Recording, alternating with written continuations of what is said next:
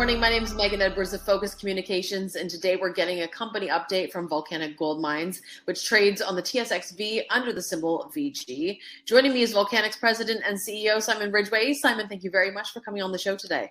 Oh, thank you for the invite, Megan. Simon, to start things off, could you please introduce our audience to Volcanic Gold Mines and your portfolio of projects in Guatemala? Yeah, Volcanic Gold Mines was founded about 4 years ago. And it made a joint venture with Radius Gold, another company I'm associated with. Radius worked I have worked in Guatemala off and on since 1998. Made quite a number of discoveries in the country, some of which have become mines. In the 2010 range years, Radius had a very large land position in Guatemala. And it became a difficult place to work. We had made a discovery which we saw called the Tambor, and that mine got shut down. So at that point, I retained all the ground I had in the country and went to work in Mexico with Radius. Radius since then has made quite a number of discoveries in Mexico. So when the government, about 4 years ago, the government changed in Guatemala and became quite pro-mining. So rather than put Radius back in the country, Radius did a joint venture with Volcanic, whereby Volcanic could earn into 60% of Radius's two main projects by spending $7 million US over a 4-year period. Radius had a very large land position in the country. A lot of it was under application, but two areas we have granted concessions: the Holly property and the Banderas property. And on the Holly, we've been quite successful. We made a discovery there. Holly was basically the volcanic belt hosts a number of previous discoveries. Cerro Blanco is about 3.4 million ounces. The Escobal is a very large silver deposit of about 350 million ounces. But the volcanic belt is the same volcanic belt that we see in Mexico. This one is just unexplored. So you can see on this slide, the Yucatan Fault Zone. Everything to the south of that is the volcanic rocks. To the north is the North American plate, and that's all schistose rocks. So Radius had a large land position in the volcanic belt. And the Holly property and the Banderas property sat right along that Yucatan Fault Zone. Volcanic made a discovery on the Holly property. It's about 400,000 ounces at 9 grams. We've spent to date about $4 million on that. And we still hold that. We've been waiting for Bluestone, which is to the south of us in the volcanic belt, to get that mining production. So because there's a paved road from the Holly property to Cerro Blanco. So we haven't done any further drilling recently on the Holly property. We've been looking at Radius's other prospects in the country. We made a discovery way further north on the Motagua shear zone. Radius had some applications in there that it had never worked.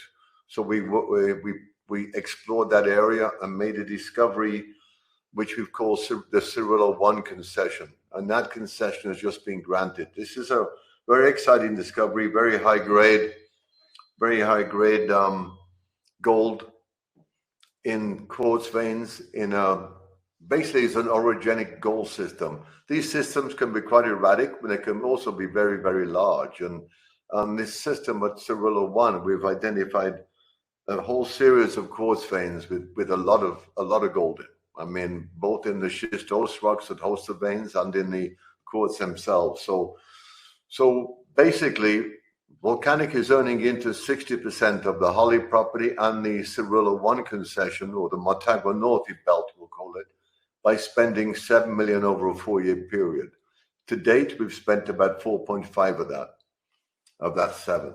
So now we've got the Holly discovery for 100,000 ounces at 9 grams. We'll put a hold on that till we see what happens to Cerro Blanco to the south of us when that mine gets built. Meanwhile, we'll focus our exploration on this Motagua Norte zone, where we get all this visible gold in outcrop. And as you mentioned, Simon, the high-grade nature of previous rock chip samples really stands out. Can you give us a brief overview of these results and any preliminary targets the company has generated? Yeah, so because the concession's only just been granted, all the work we've done over the last 2 years has just been surface sampling. So, geological mapping and sampling the rocks, the outcrop and the subcrop at surface. The area itself it's covered in quartz. There's all kinds of different quartz veining through the area. what we did find is that the quartz sericite, the veins that were hosted in the quartz sericite schists had a lot of visible gold in. So we have identified an area in the Cirilla 1 concession where we're getting a significant amount of multi-ounce material in the quartz veins. And these quartz veins seem to have some good size and good continuity. So far, the over an area of about 500 to 600 meters by about 300 meters, all the samples we've taken has been over 20% of them have been over an ounce. And some of them up to 10 ounces per ton in these quartz veins. So it's very high grade. And all we've done to date is surface sampling. So now the concession is granted. We own the mineral rights. Now it's time to acquire the surface rights and then start trenching and drilling these prospects.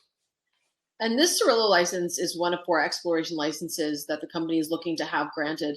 For our listeners, is the company continuing to work towards the granting of the other 3 licenses, or is your current focus now shifted towards exploration at Cirilla? I think now we'll both. We will focus on exploration on the Cirilla 1 concession. Meanwhile, we will continue pushing to get the other concessions granted. But the main focus will be to try to determine that third dimension, which is what's necessary. We've got a lot of quartz veins at surface, a lot of floated surface. It's got a lot of visible gold in. Now we need to prove up that third dimension by trenching and drilling.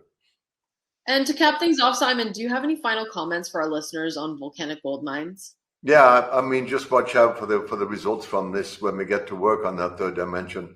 The company's basically trading at cash value. We got about $4 million in the treasury.